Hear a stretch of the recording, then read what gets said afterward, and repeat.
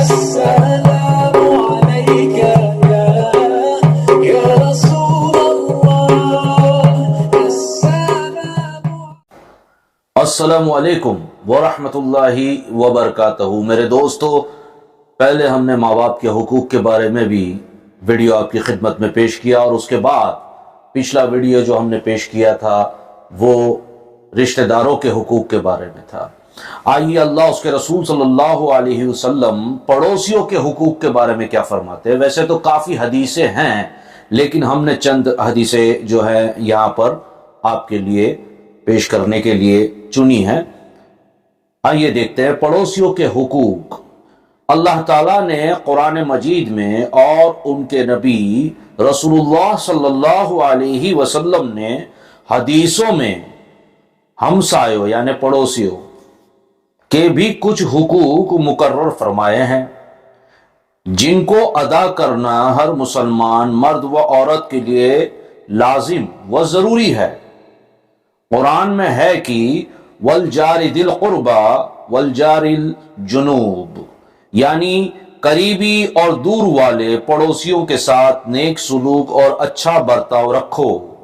اور حدیث شریف میں آیا ہے کہ رسول کریم صلی اللہ علیہ وسلم نے فرمایا کہ حضرت جبرائیل علیہ السلام جو فرشتے ہیں، حضرت جبرائیل علیہ السلام مجھ کو ہمیشہ پڑوسیوں کے، یہ کون کہہ رہا ہے؟ نبی کریم صلی اللہ علیہ وسلم فرماتے ہیں کہ حضرت جبرائیل علیہ السلام مجھے ہمیشہ پڑوسیوں کے حقوق کے بارے میں حکم دیتے رہے، یہاں تک کہ مجھے یہ خیال ہونے لگا کہ شاید ان قریب پڑوسیوں کو اپنے پڑوسی کا وارث ٹھہرا دیں گے۔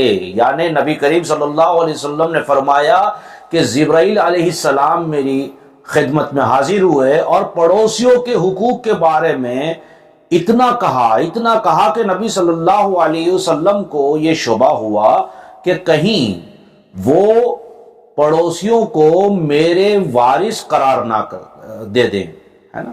یعنی اتنا آپ نے پڑوسیوں کے بارے میں کہا ہے۔ یہ مشکات شریف کی حدیث ہے، جلد 2 اور صفحہ نمبر یعنی پیج نمبر 422 422۔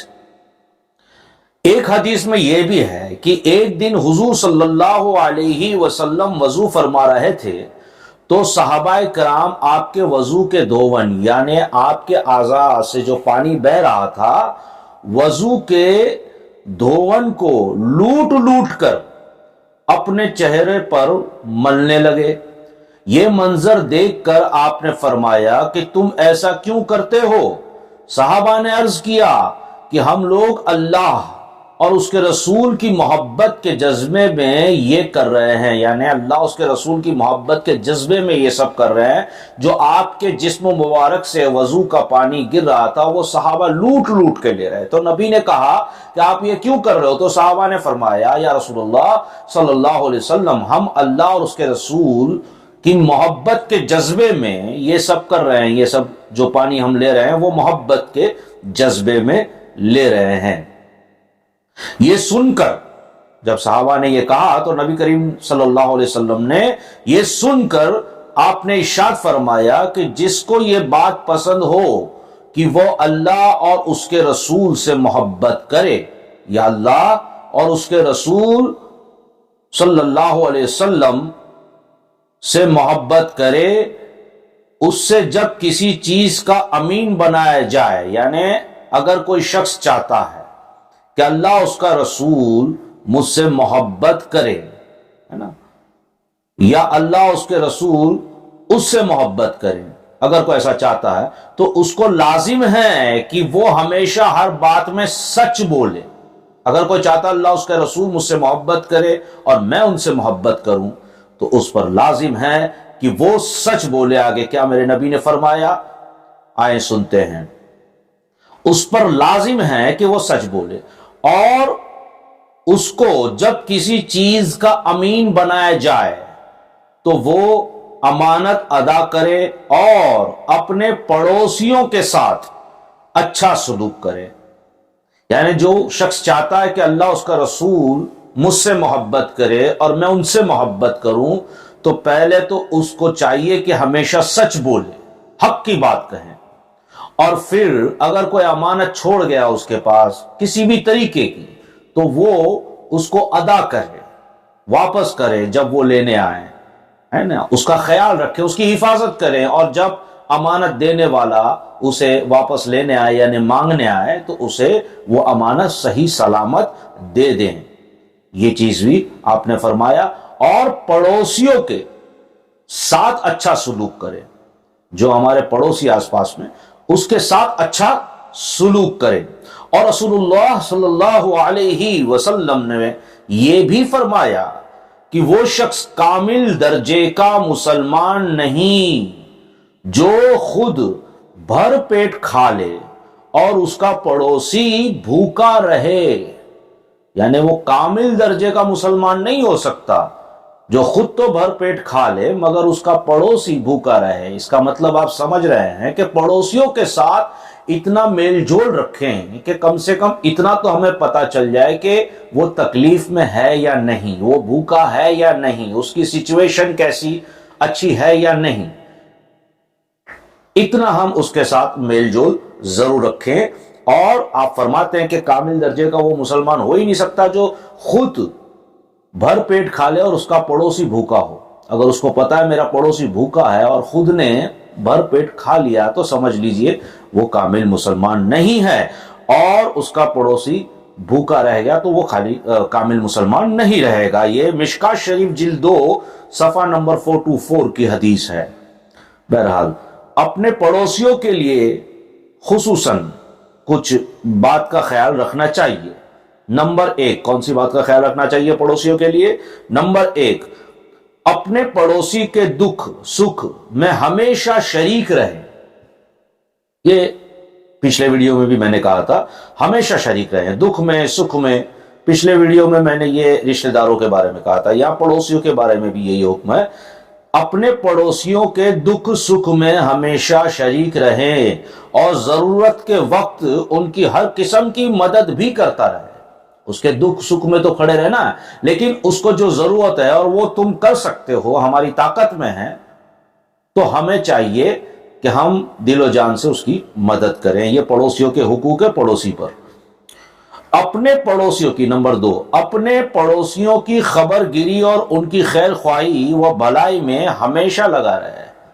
یعنی ہمیشہ پورا دن آپ صبح اٹھتے ہو تو خیر خواہی اور اس کی بھلائی کے بارے میں سوچیں۔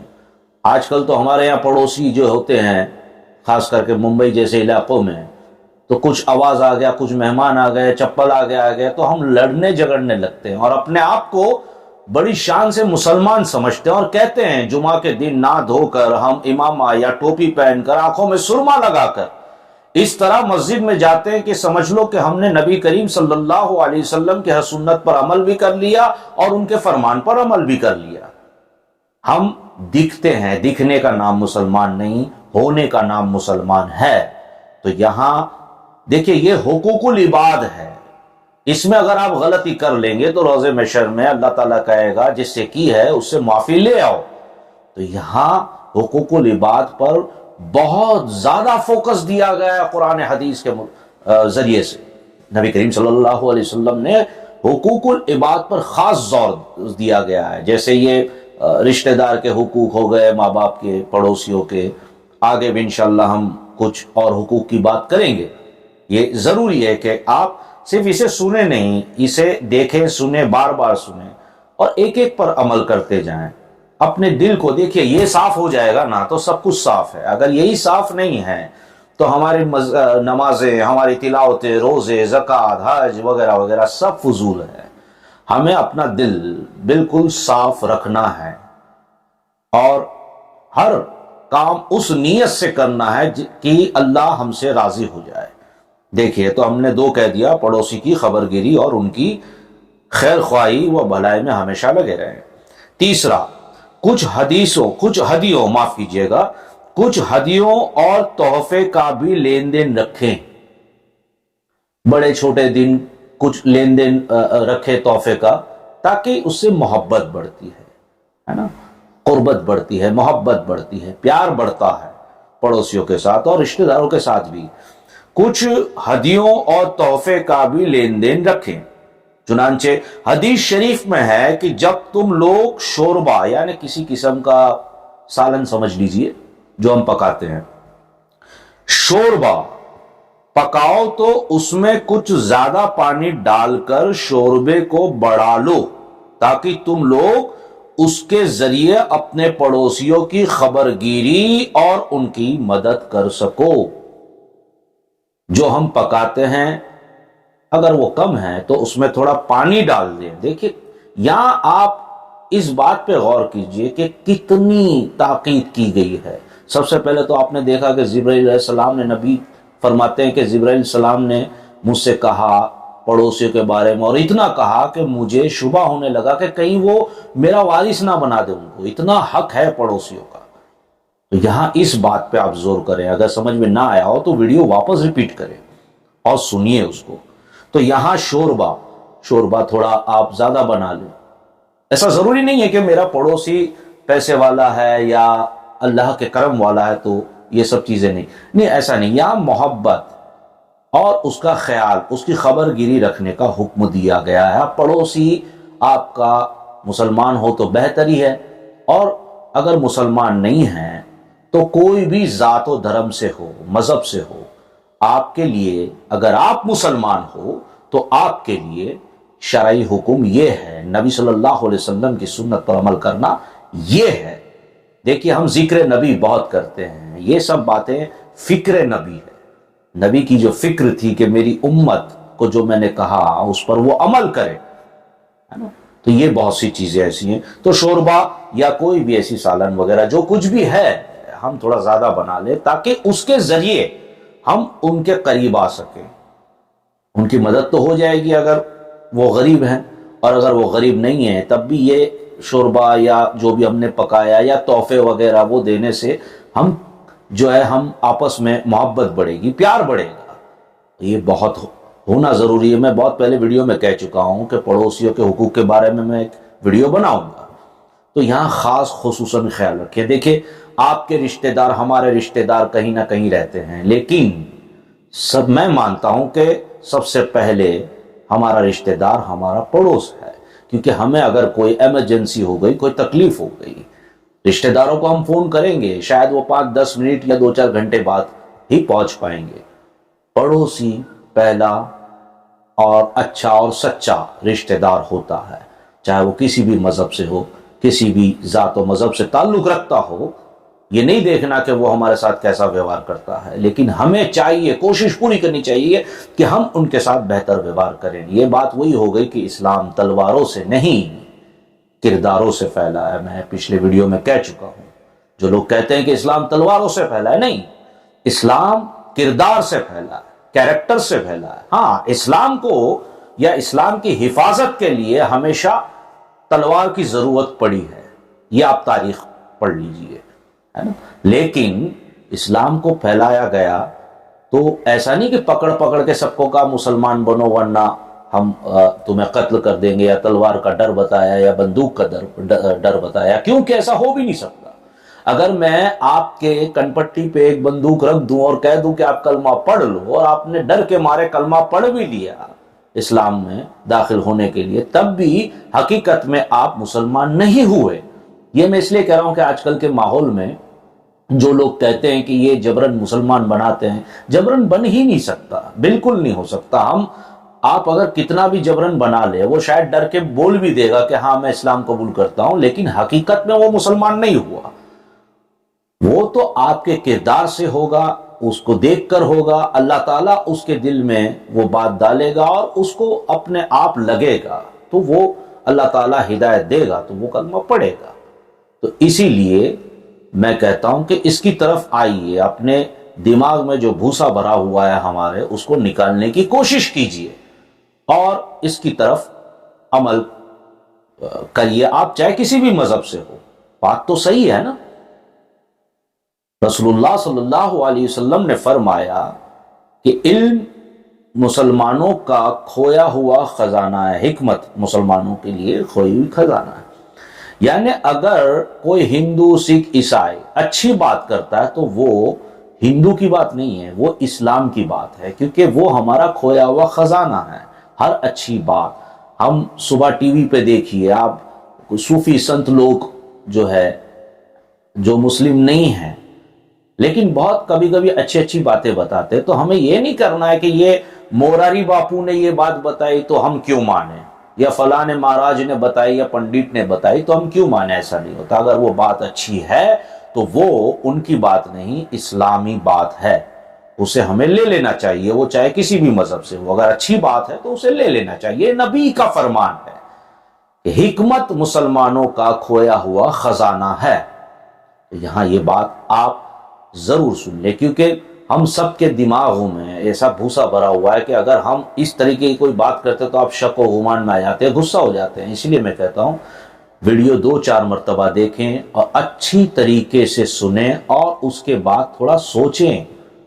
دیکھیں یوٹیوب میں تو سینکڑوں کروڑوں ویڈیو مل جائیں گے، ہم جو پڑھتے ہیں وہی چھاپ رہے ہیں، تو یہ کوئی مطلب تو ہے نہیں۔ دیکھیں اسلام جو ہے کوئی انٹرٹین کرنے کی چیز نہیں ہے، کہ کوئی بھی مذہب جو ہے وہ ٹائم پاس کے لیے نہیں ہوتا، نہ انٹرٹین کے لیے ہوتا ہے۔ وہ مذہب ہوتا ہے ہمیں وہ انسانیت کا سبق دیتا ہے، اچھائی کا سبق دیتا ہے، بھلائی کا سبق دیتا ہے۔